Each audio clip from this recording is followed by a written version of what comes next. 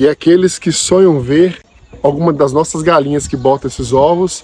Nesse vídeo, na Páscoa especial, vou mostrar para vocês algumas de nossas matrizes. Nem todas, senão esse vídeo ficaria gigantesco. Olha aí com carinho, deixa um comentário, compartilha esse vídeo, porque muita gente vai gostar de conhecer essa raça, hein? Criatório Formoso.